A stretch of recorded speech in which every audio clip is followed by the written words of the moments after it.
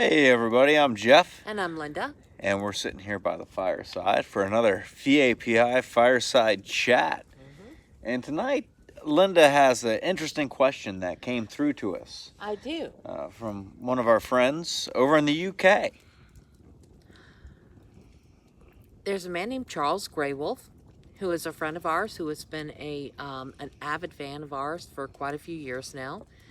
We love him to death. He's been very supportive. And he said he's been watching our fireside chats and really enjoys them. But he had a question that he wanted to pose to us. And his question was, what do you think spirits are made of? Something that is able to manifest into shadow, light, and even a physical solid mass that can move objects and be able to interact with living people, but yet can pass through any solid object as if it wasn't there. It sounds like something from a sci-fi movie.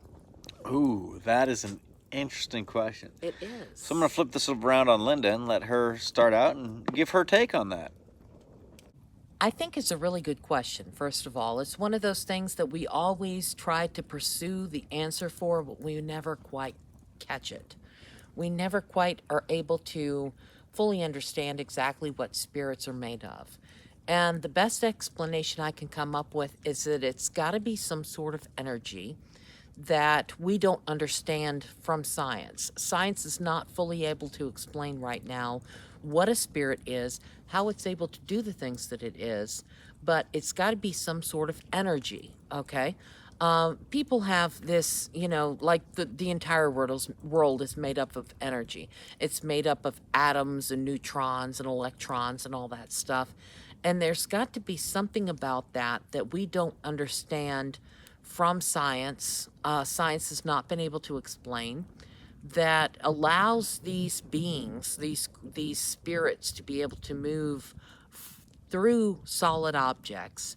That it allows them to be able to, at the same time, somehow manipulate objects that are in our world, because we've been in situations where, like Jeff had experienced at one investigation, where something just took this 2-liter bottle and just pushed it off the counter.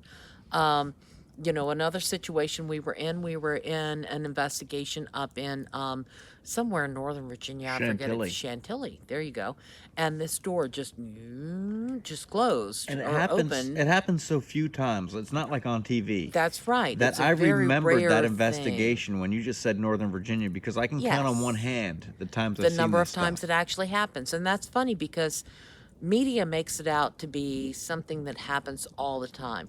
And perhaps it's because they have a wider perspective. They have a little bit of more of a wide angle lens on the world. They're able to take in so many more cases or so many more experiences than we do as Virginia Paranormal Investigations.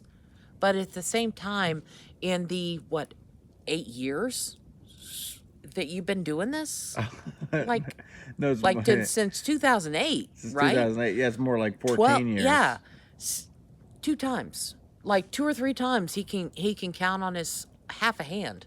Yeah. The number of times that this has actually occurred, where something's moved something or manipulated something in the environment at the same time that he was there to investigate. So it's a rare occurrence, but at the same time, there may be a couple of factors involved in that. So I have to say that that's one of the things that we don't really understand as paranormal investigators. Jeff has said many times that the more you investigate, the more you don't understand, and the more questions that arise because of your investigations.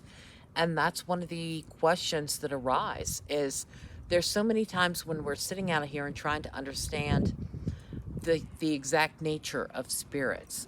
There are spirits that will appear in the clothing and with the objects that they died with. Let's say a Civil War, Revolutionary War soldier. This person dies on the battlefield, or he dies in some situation. He appears on the back of somebody's property, still holding the sword. The sword is not a ghost. The sword has no inherent properties that make it a ghost, but yet somehow that sword is still there. And that's one of those questions that we have that just keeps baffling us.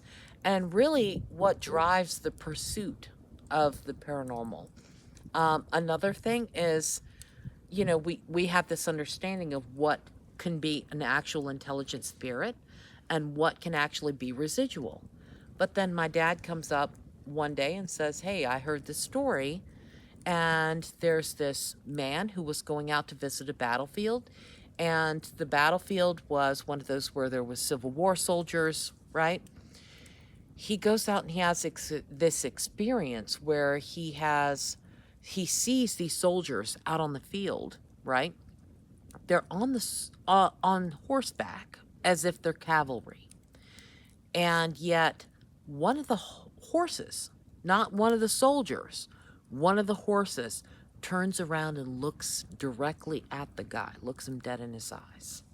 Now he says to himself, a horse is not something that you would ever think is residual. It's not something that you would think is an intelligent spirit. It's not one of those that you would think has a soul and that can actually be left over or be left behind in some sense. So you're saying that the horses typically it is residual? No, the horses are usually residual, yes. Are they? And reason being because there's a common theory that's been presented that hooved animals do not have souls, or that hooved animals have souls, but that there's I'm something... new to this theory. Yes, okay. This is something my dad and I have talked about a lot because my dad's very much into the paranormal. He's the one that got me into the paranormal. But he's done a lot of research in this, heard a lot of stories, read a lot of things, and that hoofed animals are not necessarily ones that have spirits that go to heaven. Really? Yes. See, I have a problem with that. I gotta say, because horses are very intelligent animals, and They and are very intelligent. they develop a relationship with their owners, and Pigs. we've had cases personally where there have been animal spirits involved, dogs, Right. cats. Right, but they're not hoofed. They're not. No, they're But not I would venture to say that horses often have a relationship with their owners to the strength that They dogs do. and cats do. So I would think they would have Yes. something more. Yeah. And I can honestly say that I know enough horse people that I know that they have a very strong relationship with the horses that they take care of. Okay. I'm not negating that fact in any way, shape, or form. I do believe that horses are extremely intelligent. I know that they can have a very personal, very close relationship with the people that own them and that take care of them, and that they can be every bit as good of a pet as something that is like a dog or a cat that we keep around the house. But for some reason, there's this theory that flies around about these hoofed animals. And maybe it harkens back to something about the Bible, because you're not supposed to eat the cloven hooved animals, right? I don't know whether it has something to do with that fact or whether it's something else, but whatever the case may be, it's not the case where you would normally hear of. It's not something that is typical of what you would hear in the paranormal field, in that a hooved animal is actually turning and looking at somebody who is fully alive, fully living in the moment, and the person that's alive is looking at them and saying, "Hey, this horse sees me." But this is what the case was, and it was when in a battlefield here in Virginia. It was somewhere like Cold Harbor battlefield, maybe. It was somewhere fairly close. So strange situation where you'd have this horse that turns around and looks at you. But it's not the only time where we've heard that situation. But it makes you think even more about the paranormal and about the nature of what is paranormal, what makes up a spirit, what exactly makes them able to function in our world, and what makes them able to function maybe in their own world beyond the veil. What goes on beyond the veil exactly? Is this just an energy of some sort that we don't understand? I honestly have to say in this one that the final result of this question is, I don't know. Like, it's one of those things that you could think about for years. You could really theorize and you could think about for for years and still not be able to come up with a really good explanation, a really good answer for the question. Like Linda said, when I started into paranormal investigation, it's one of those things where you start doing research and you start seeing all these different theories about residual hauntings and intelligent hauntings. You're like, okay, I understand what this is and I understand what that is. I know so much now after doing this research. And then you get out there in the field, and the more more you're out there in the field, the more you realize, well, these theories are just theories. Let's take, for example, a residual haunting.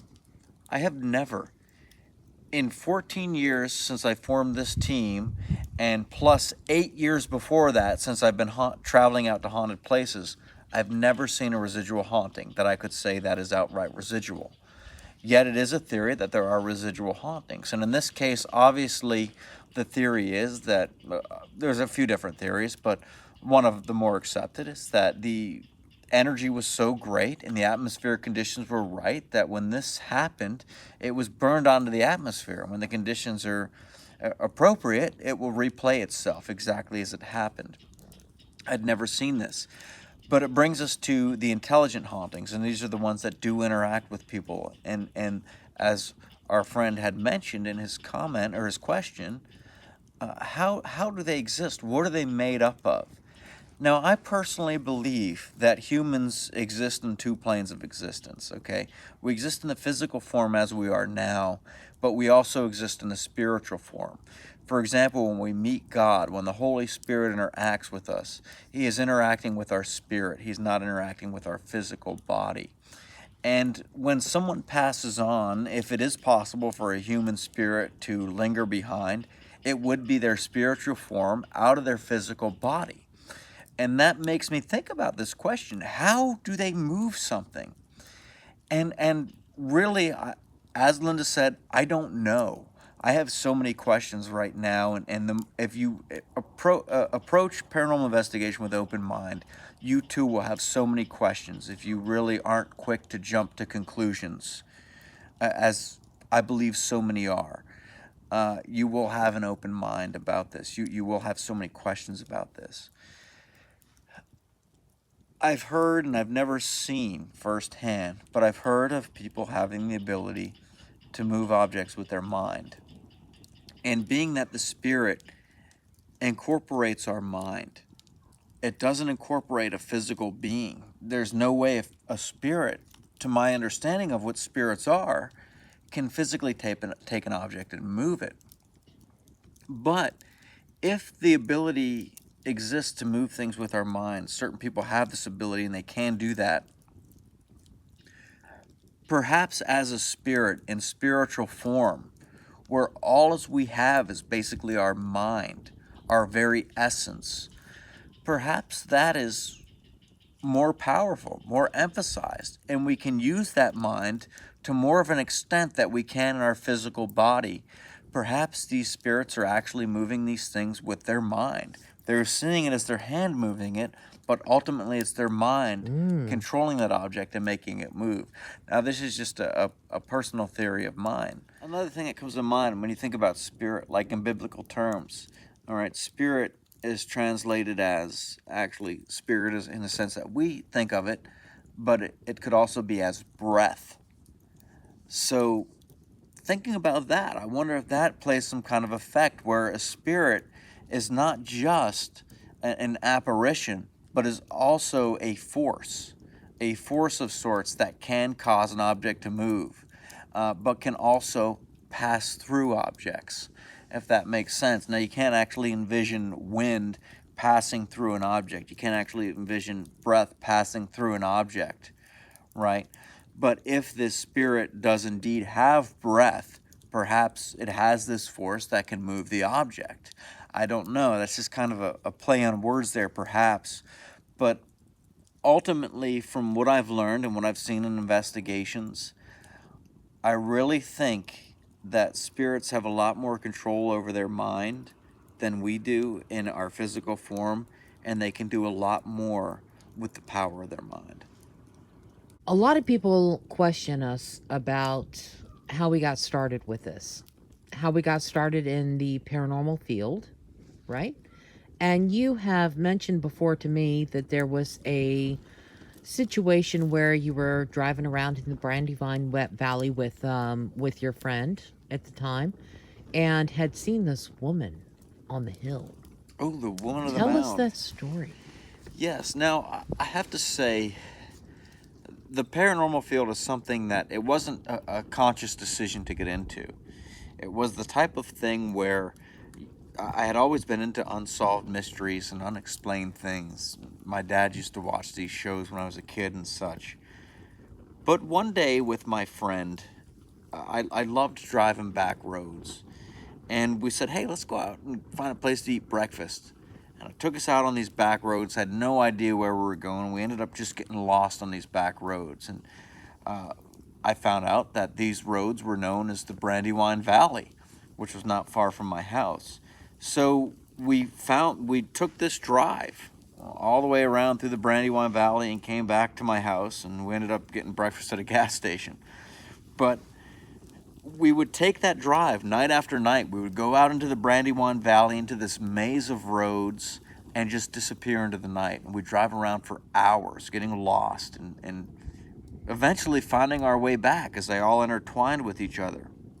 But I didn't know what it was that drew me to this valley. Well, I came to find out as we were driving along one night that there was perhaps a good reason that I was out there. There were some strange things, a lot of strange things, and I didn't come to find this out till later, that this valley was actually very haunted. And perhaps it was that the spirits, the hauntings, the mystery that drew me out there. I don't know. But we're driving down this road one night, and the valley is just the Brandywine Valley. It's just this windy roads that seem to disappear into the night. There's some old colonial structures along and scattered graveyards. It's just an eerie place to drive. A lot of stone structures. Stone Right? structures, yes. And we come down this road to this, which is a dead end. So I'm turning around and backing the car out and kind of turning around. And as I'm turning around, my headlights shine out into the woods. And there's this dirt mound in the woods. And this is not near any houses. It's kind of in the middle of nowhere. And on top of this mound, there's just a woman standing there. And she's staring at us, almost as she can see us through my headlights. It's almost as she's looking right at us. And my friend and I, we look at each other like, why is there a woman standing out here in the middle of the woods on top of this mound? Like, this is some freaky stuff. So we turned around as fast as we could, and we got out of there. I don't know why this lady was standing out there on this mound in the middle of the woods, but the Brandywine Valley, as we drove around out there, it had so many ghosts, so many strange things that we saw. I remember one night there was a woman walking alongside of the road, and I jokingly told my friend, I said, that's a ghost. He's like, yeah, sure it is. He didn't believe in any of that stuff. And I was like, I know that was a ghost. I was like, watch, we'll turn around, she won't be there. We turned around and went back. Sure enough, she wasn't there. And the only thing along this road was just farmland, was just fields. So unless she veered off into one of these fields aimlessly, a woman walking alongside of the road at 2 o'clock in the morning, it was strange. She was nowhere to be found. But there were numerous things that we had happen out there. And I went on to find out, like I said, that this was one of the most haunted areas. And for some reason, every night, I just felt drawn to this area. And it just seemed to hold, to me, without knowing how haunted it was at first, it just had a certain mystery about it that drew me to it. And after seeing these things that I really couldn't explain out there, it made me want to go back time and time again. And that's when I kind of pieced it together that, I was kind of brought up watching a lot of mystery shows and paranormal things, and it always intrigued me. And perhaps that's why the Brandywine Valley intrigued me.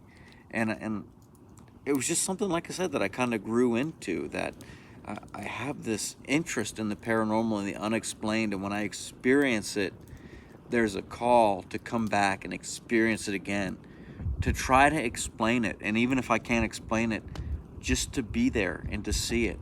And even if no one believes it, even if I can't produce, at this point, we're not investigators, we're not paranormal investigators, we just have our eyes, our firsthand experiences. This was before cell phones could record video and pictures, and we're really just out there to experience this stuff. And since then, that has been a huge portion of what it's been about, is the experience. And I found that this experience drew me in so much. And I questioned why. As I went along, I'd have people come along and say, hey, what you're doing is wrong. It's not right with God. You shouldn't be asking questions of the dead. The Bible says you shouldn't do that. But for some reason, I kept feeling drawn to it. And I questioned in my mind and in my prayer why there was this conflict between what they're saying the Bible says and what I'm drawn to. And I found out that in my interpretation, there really wasn't any conflict. What they were saying to me, don't question the dead, don't seek the guidance of the dead, meant more so for the fortune tellers, more so for the mediums who were calling on the dead to find out the future, to find out answers for their own personal gain, which seemed to be much different than going out to a place and trying to find out why it's haunted. Why are there ghosts here? And eventually along the way, as I'm going down this path and it seems to be growing and it seems to be something that is inseparable from me, I found that I actually could use this in the service of God, because I found out I came quick to discover once I started the team and we started getting calls from people. And long story short, I approached this with an open mind and I tried all kinds of methods, but I come to see that God could actually use me and in this passion. And there was a reason that I had this passion. It wasn't something to draw me from God, but it was something to help me draw others to God. And many people may be questioning, how does this draw people to God? Primarily the cases that we go on, a lot of the ones we've been getting recently. And I started out, hey, we're not going to say something's demonic. We're going to go in with an open mind. But now people are contacting us so intently, saying something jumped into me, something scratched me. I'm having these thoughts that are not my own, these nightmares, these reoccurring dreams.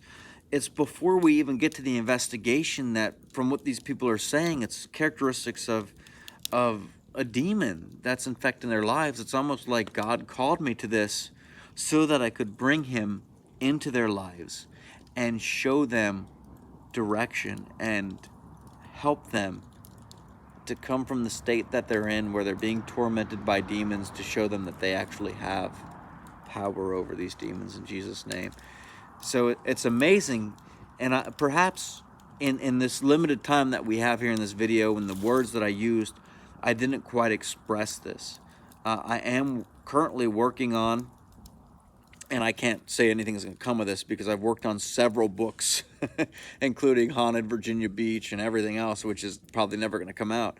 But I started working on several books, but I'm working on one now, currently, that talks about this, the journey of someone who started out as a paranormal investigator, and now I'm actually in seminary. For those of you that don't know, I'm actually in a seminary school, because that's what it has led me to, from what I've seen and what I've experienced out there in this field. It's actually brought me closer to God. And I can't tell you, I know there's a lot of skeptics out there. There's a lot of people that'll say, hey, you're not doing, right by the Bible. You're not doing God's work.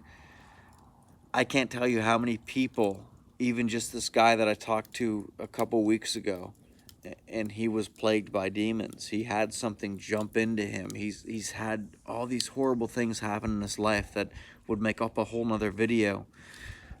But I told him the answer, and he found that answer, and it helped him. He's actually been growing his relationship with God, and so many other people have, because we've recommended that, and it's worked every single time.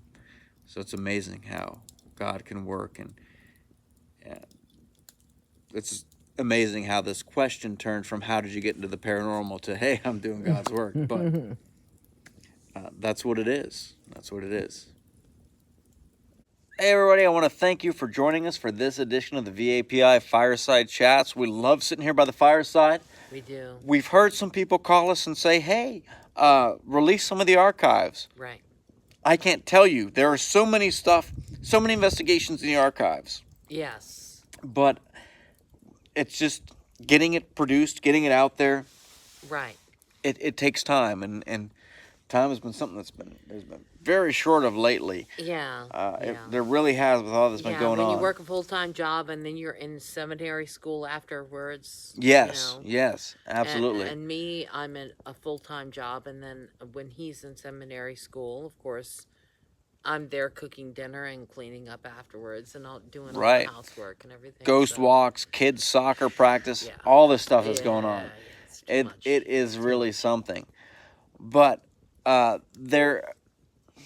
I want to thank you all for joining us, though. We really appreciate you all tuning in. We appreciate the comments. Please drop them below. You see, we do respond to them. You can hit us up on Facebook, Instagram. Instagram is at Virginia Paranormal. Facebook is a little more complicated because the name has been messed up and they wouldn't give us the regular name. So I'm not even going to mention that. But Facebook. Instagram, you can hit us up through there. And we also have, if you look down below, if it's displaying right, there's some merchandise. We do. And this merchandise, it's priced a little more than I would like to place on it. Unfortunately, because it's through a third-party company that's producing it for us. We're going to have to actually order some of that stuff ourselves to see what it's like. See the quality. Perhaps rock it out in some of these videos. But there's gas scrub and ghost stuff. There's Slolocum stuff. And, we are looking forward to starting up Slolocum again and getting out there into the camping now that the weather's broken. But perhaps by the time this video is posted, we already have it. If not, it'll be coming soon. The VAPI shirts, like we were in the videos, we're going to have some of them for sale too. But we really appreciate all your support. We appreciate all the comments. Please drop them below, and we will definitely respond to as many as we can in one of these fireside chats. And remember, there's much more to see in the dark.